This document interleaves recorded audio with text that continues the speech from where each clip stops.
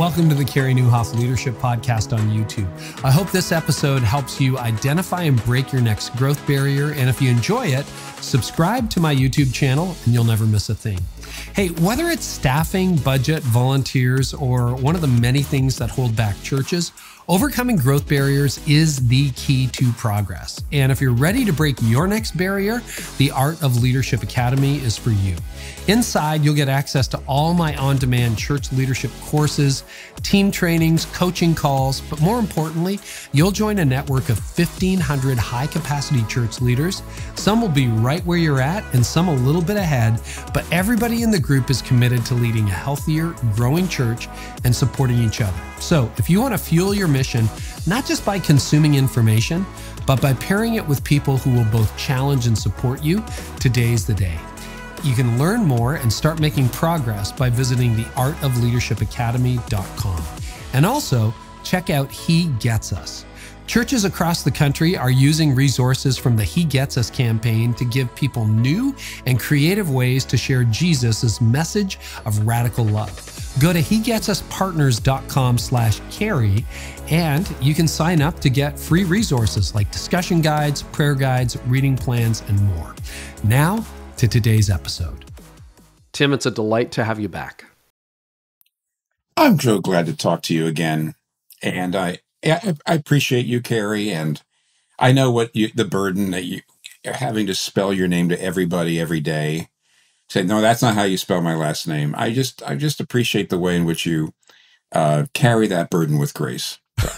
Well, thank you. You know, I think it was in kindergarten I realized, oh, this is not going to be easy. Like other kids get like simple names, and here I am with Nieuwhof. But the good news is you get to own the internet, right? You can misspell it and they still find you.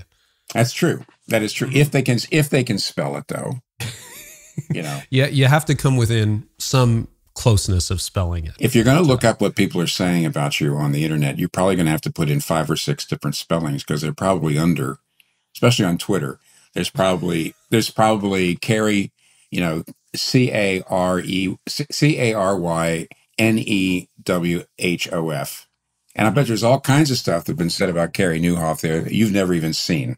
Well, and that might be a good thing, isn't it?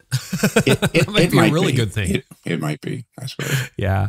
Hey, I'd love to start with a little update on how you're doing. I've been praying for you. I know I've been joined by many, many people. How are you feeling? How is your health? Well, I'm very happy to talk about that, but very briefly. I have pancreatic cancer stage 4. That was first spotted actually in February of 2020. And as most of your listeners probably know, it's very deadly. And the fact that I'm about to celebrate my 3rd Christmas with my children and grandchildren is a great gift of God. I've had good doctors and I've done chemo, and right now I'm in an immunotherapy trial, a drug trial. And I'm just, you know, you have cancer, you live from scan to scan, basically. The last scan was great, but then, you know, another scan is going to come up, and it's going to come up in a few, you know, weeks or a month or 2 or something like that. So, but meanwhile, in spite of the fact that I can't do it nearly as much as I used to do, especially travel, I can stay productive. In other words, I can still do a lot of things and write a lot of things, talk to a lot of people. So I'm extremely grateful. That's the sum. Yeah. Wow. Well, we'll continue to pray for you. And thank you for continuing to write. We're going to talk about a couple of your most recent works, which I imagine were written in the last year or two too, while you've been going through this. So let's start with the article, the series of articles that you released on the rise and decline of the mainline and then the evangelical church, and then the potential renewal of the church, which, by the way, we'll link to in the show notes. And you can get the individual articles, but you also wrote a PDF, which is much more detailed and has an extensive bibliography. So what are the differences, maybe we'll start here, between the decline in the mainline church that we saw kind of a generation ago and the decline that we're seeing today in the evangelical church? Well, the similarities are that both the mainline church a generation ago, and now the evangelical church more recently, have essentially hooked themselves up to a particular political program. Obviously, the mainline church just became essentially completely hooked up to the Democrats and to liberal progressive democratic politics, and saying that this is the only really Christian way to be. And that decline happened quite a while ago. On the other hand, back by the 70s, for example. On the other hand, the evangelical church has more recently made the same move.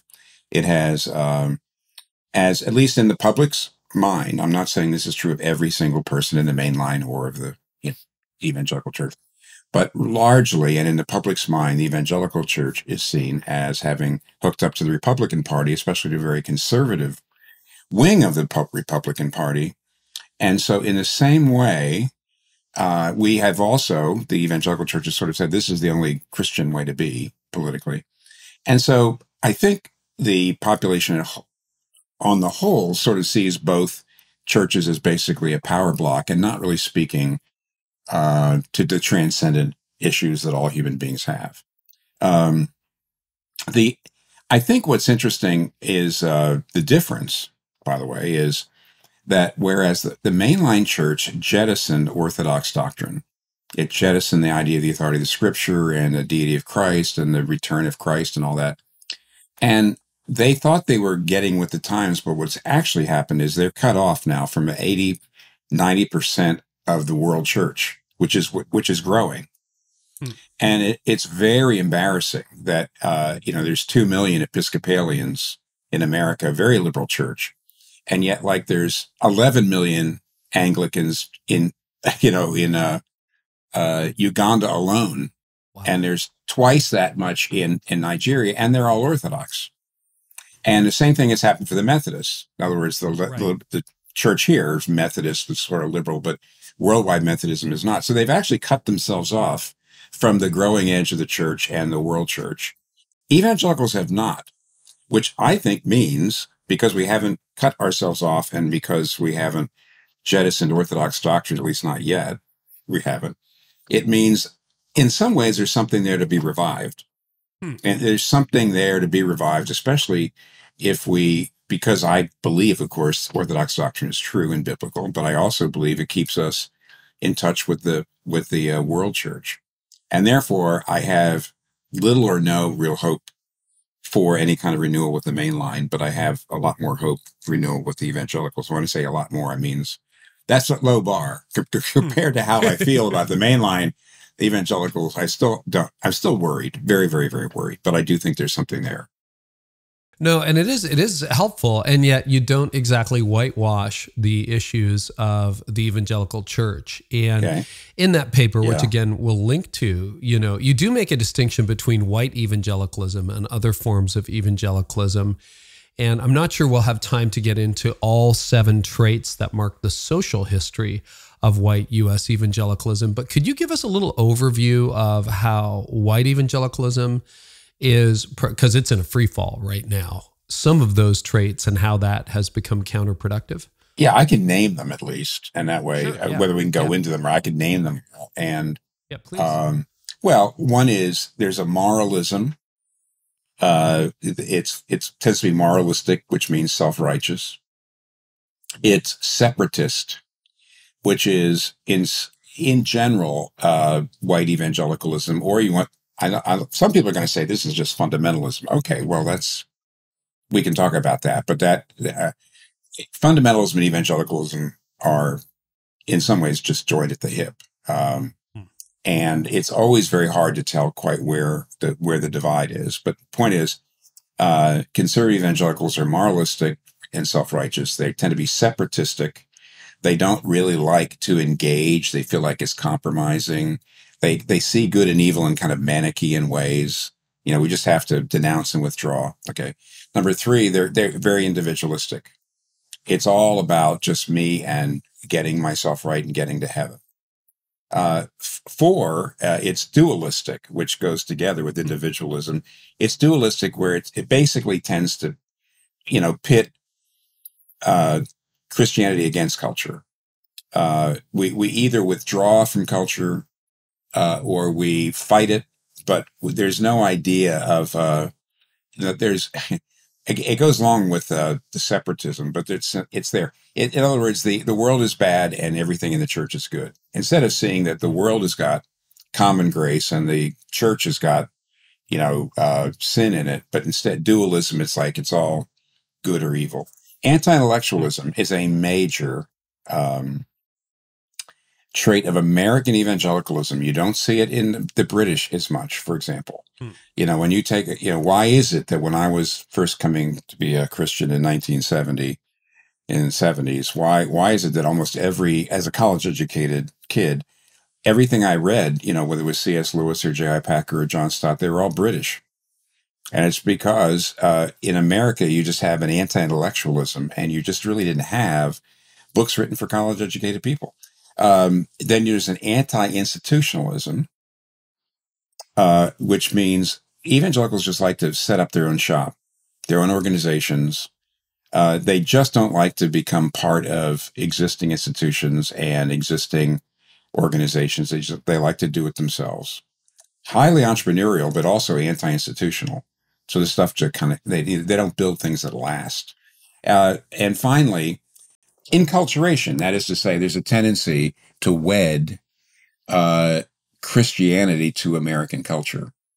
So it's the reason why, I would say there certainly is grounds for the gender roles. I think the Bible does talk about there's differences between male and female, but there's a tendency amongst evangelicals and fundamentalists in America to exaggerate those and basically read anything traditional American gender roles back into the Bible.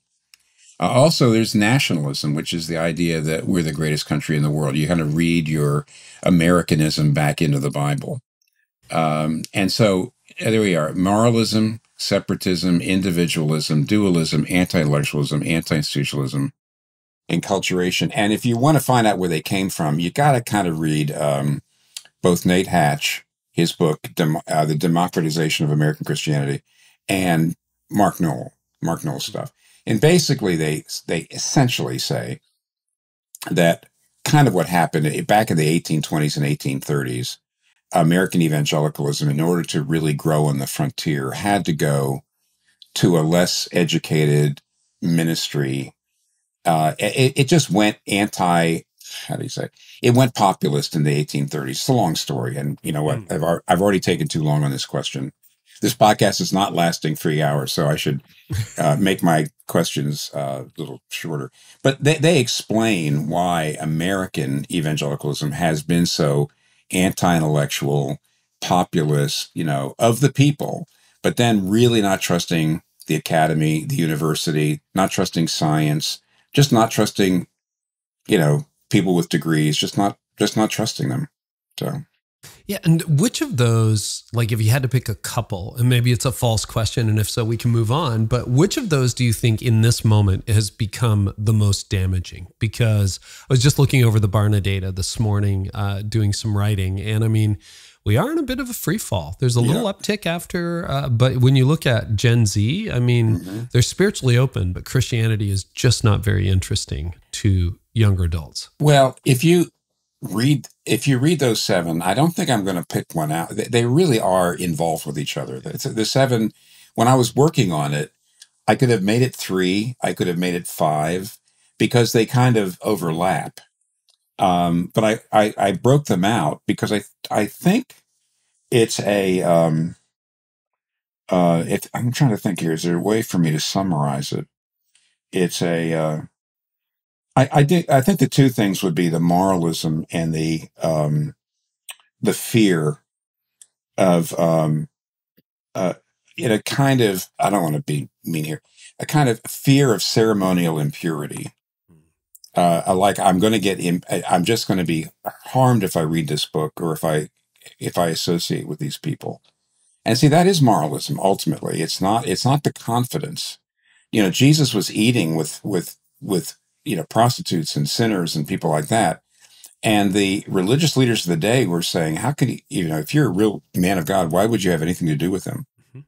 And because Jesus understood who he was and he understood the gospel of grace, he was just not afraid of being made impure. And I do think I really do think a lot of evangelicalism, they can articulate the gospel, I'm saved by grace, not by works.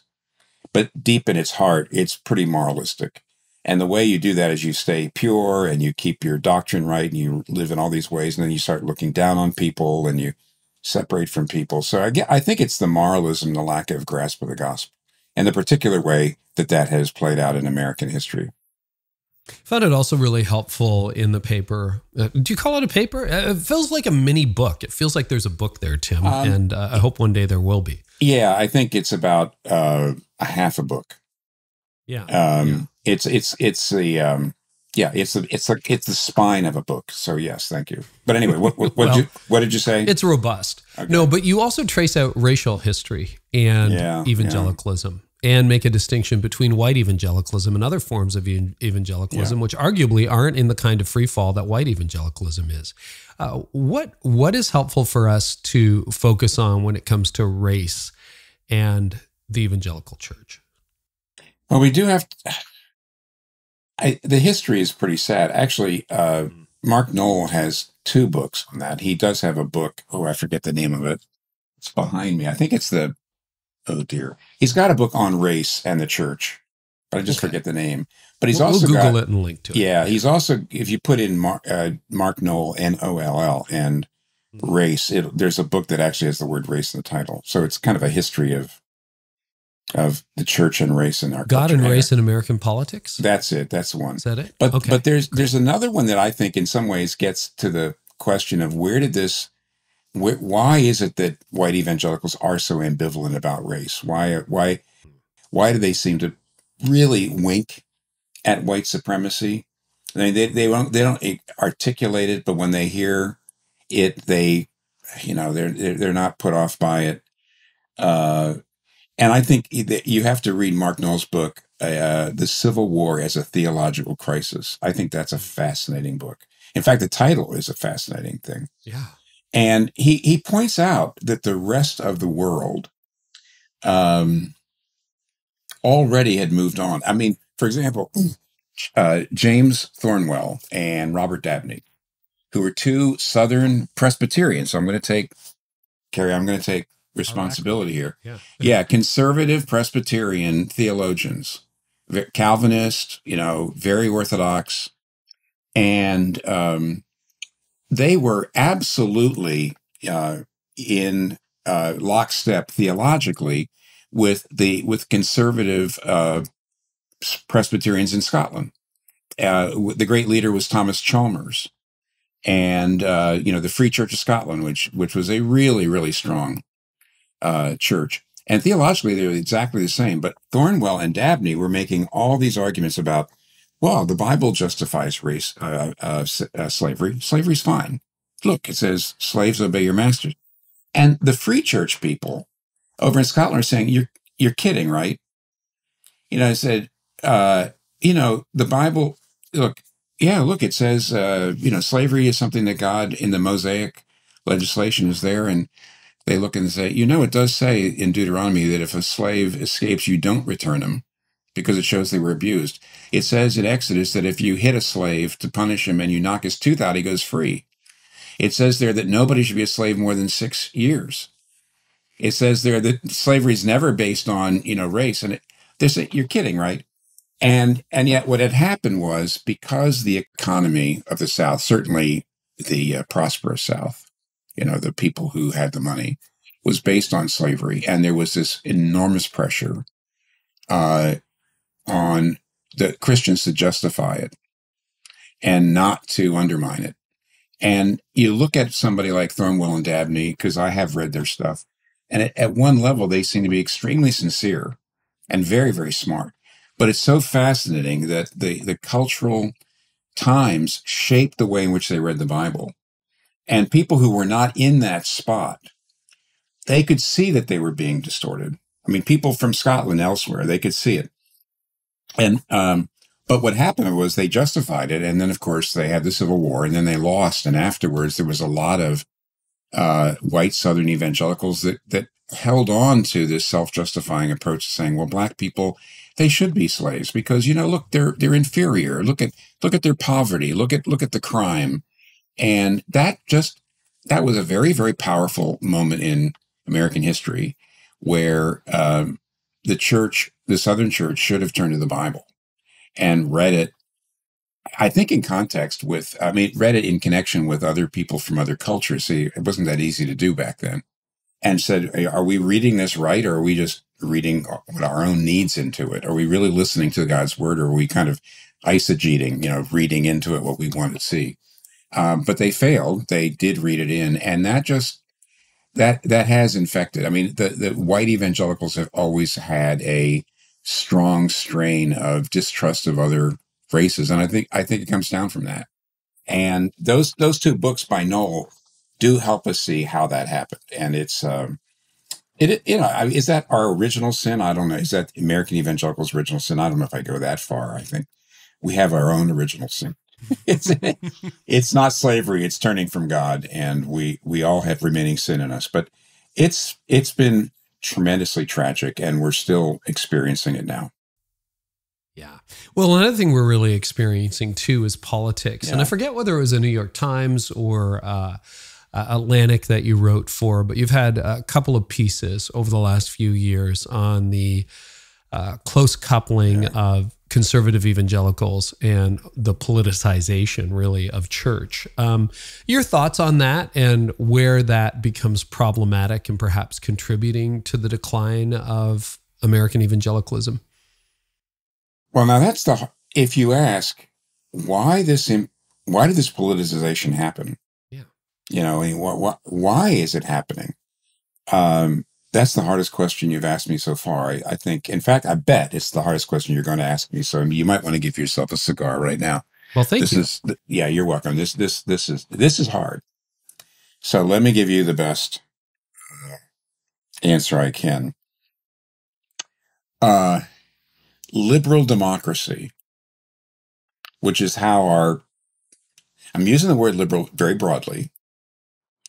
Liberal democracy, which is how our Constitution was written, how our country was founded, was the idea that the government is neutral when it comes to religion and religious beliefs. It does not impose religion and religious beliefs on people. It doesn't impose a worldview on people. It doesn't say, it doesn't hook up to Catholicism or Lutheranism or whatever. And therefore, it's big on freedom of association, freedom of speech. It's a pluralistic society. So you have Jews and Catholics and various kinds of Protestants and atheists. And it doesn't impose a worldview or religious views on people and or moral values on people. And it came out of the Enlightenment because the Enlightenment was born a couple hundred years before America in the wars of religion, when everybody was fighting. Basically, people were dying as to which religion my country is going to be. And a lot of the thinkers of Europe came up and said, hey, you know what? Let's create a society in which there's no one religion that is the official religion. And we are coming together just as reasonable people, and we decide how we want to live together. And we park our religion at the door when we come into the public realm, and we make laws based on, common good and that kind of thing. And for a very long time, that worked in America. And I just want you to know that that's the problem. The big problem is that liberal democracy is in crisis. And the reason it's in crisis is because, and here's the irony, and I don't think I think I could trace this out if I was writing something down. I think it would be a little hard orally right now to do it. But weirdly enough, liberal democracy kind of led to the decline of religion, probably. Because it really said, religion is okay for your private life, but when it comes to the public life, we really don't need it. It's really not important. We just use science and reason to figure out how we're going to live. And you park your religion at the door when we come out here and talk together. Whether you're a Jew or a Catholic or a Muslim or a Christian or an atheist, you come together, and we just decide this. And it was part of I think, what weakened faith, because it was really saying faith is a private thing. It just makes you happy, but it really isn't all that necessary for how you live your whole life. Whatever. But the fact is that when religion started to decline, the thing that now, I have some atheist friends who admit this, say the thing that actually held us together was not freedom of speech, freedom of association, using our reason. What held us together was like 80% of the population went to either a Catholic or a Protestant church. They actually went.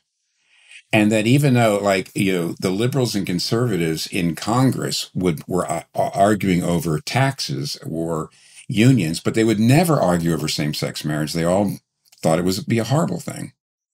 In other words, everybody was and 80-90% of people were nominal Christians. And because they were nominal Christians, they had a moral base, and they lived with the illusion that we're really not a Christian country. We're a secular country.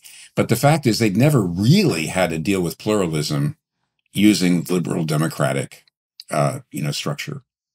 And when real pluralism came along, we found out we couldn't abide it. And so now here's the first thing that happened. The first group of people that actually moved away from liberal democracy into we're going to impose our worldview on you were the progressives. They were the first people to start doing it. Rowan Williams, Archbishop of Canterbury, former, he calls it programmatic secularism rather than procedural secularism. In other words, it used to be the government was secular in the sense of being a neutral umpire and said, okay, we want to make sure everybody has a level playing field to make your case and live your lives. But programmatic secularism goes like this. Put it this way. In the 60s and 70s, even the 50s, if somebody wrote a book saying it's okay to be gay, that would probably be not publishable because it would be banned as obscene speech, right? Today, if you try to write a book or say it's not okay to be gay, now it's also condemned as obscene speech, except it's called hate speech. And what's happened is there was a kind of hegemony. It wasn't pluralistic. There was a kind of nominal Christian hegemony that really did run things. And when that fell apart, now we realize, well, who's going to get in charge of defining hate speech and obscene speech? And progressives said, we're going to do it. And so what they actually have done is they are imposing a kind of programmatic, hard secularism. And conservatives and Christians have seen that. They say, you know what, you're not being neutral anymore. You're really actually pushing. You're actually saying you have to keep your religion totally, totally private, when our religion doesn't allow that. Now, by the way, it's the same problem with Islam. So they're going to have, the more Muslims that are here, the more problems they're going to have there too. But the issue is that conservatives are pushing back, wrongly, I think, and are saying, yeah, liberal democracy doesn't work. There's a lot of conservatives saying we need Christian nationalism. We actually need to get, the state needs to be overtly Christian, overtly Protestant, or there needs to be, the Catholic integralists say that the Catholic Church should be the state church. And what they're saying is there's absolutely no way to get that moral consensus. We're always going to be fragmented. Liberal democracy doesn't work. And it is a crisis, because the fact is, as long as everybody was a nominal Christian, liberal democracy works, and it doesn't. We're not that anymore. Liberal democracy undermined Christianity and religion in general and created this situation where we truly are divided. And now the old liberal democratic proceduralism doesn't bring us together. We're just at each other's throats. We have alternate views of reality, totally different views of reality. And I don't have a good way forward. I mean, if you were asking me that question, I'm not going to answer it because I'm actually thinking it out. I still think liberal democracy is way better than Catholic integralism or Protestant Christian nationalism. But I also feel like you've got to call out the progressives, to say what you consider democracy actually isn't. It is actually an imposition of your worldview on us. So I feel like we have to call both sides out. But when I do that, I am, maybe Carey, I am called both sidism, playing or being trying to be apolitical when you can't be. I don't think that's possible.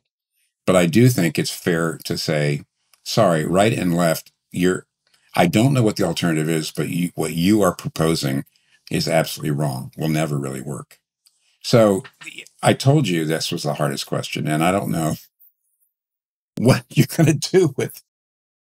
So Tim, that is fascinating. And I guess you could say that for the first time, we really do have a plurality of opinions, right? Like that's what pluralism is. We have divergent opinions. I also know that, you spent a lot of time in your active ministry navigating LGBTQ issues and the sexuality of the scripture versus our culture's view. Just to draw that out a little bit more, I know we've talked about identity and how that's become a defining characteristic of this generation. But how do you suggest, because obviously there are people who are affirming who listen to this podcast, there are people who are not, but how do you suggest when you have a different viewpoint than perhaps the culture does, how do you express that in a way that isn't reactionary or angry or inflammatory or completely alienating from the gospel? Well, you've half answered. I love questions where the question actually gives half the answer. That was a softball, was it? It was. I mean, a lot of it has to do with tone. A lot of it has to do with also another thing. A lot of it has to do with the theater that you're in when you're talking. In other words, are you just spouting the world, or are you actually talking to somebody face to face? Are you talking to neighbors? Are you? I think what you have to do is you have to say, "Here's how I see it." But then the best way to do this is to say, my understanding of your point of view is this. And then when you are done, if the other person says that you said that perfectly well, I couldn't have said it better myself, then you can say, well, here's why I don't agree with it. And here's my point of view. I think that in that way, you actually have, it's face-to-face. You have people who are talking to each other. I actually, by the way, believe that cadre of people, they do have to spend time together before they would make those videos. They actually have to have a lot of these conversations before they make the videos. But I do think you might be able to do something like that, where you are giving people examples of how we ought to be talking to each other and how we can still live together. So that's the reason why I still believe that liberal democracy, a truly pluralistic society in which the progressives are not actually shutting out religious people, Orthodox Muslims and Christians and Jews who have particular views. But at the same time, there's not some Christian hegemony, some Christian nationalism that's shutting out secular voices or gay voices or anything like that. I don't know how we're not going to have pluralistic society, how we're going to get a pluralistic society unless we change public opinion, which right now is actually trending on both sides away from freedom of speech. It's trending away from this kind of stuff. Mm-hmm. And that is especially under younger people, both left and right, younger people are not in favor of what us older people would have considered free speech. They are definitely they like speech codes. They like just telling people you can't say those things on both sides. And so what you'd have to do is give people examples. And I think that could be done. I think, on the other hand, I don't know, Carey, once you come up with your list of 10, I actually do know a few, frankly. I'm on a Zoom call fairly often with people on both sides, both religious believers and non-religious people and liberals and more conservative people and all that actually get together in order to have conversations like this. But it's very, very private and very, very informal. But if you were going to do something like this, it might be possible. It'd be very interesting.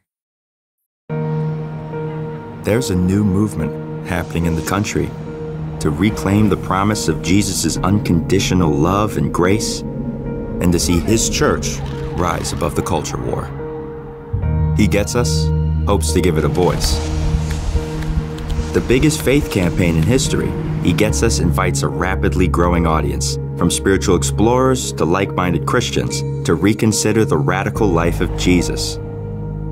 Whether people believe Jesus was God or just a man, they're invited to consider his example for themselves.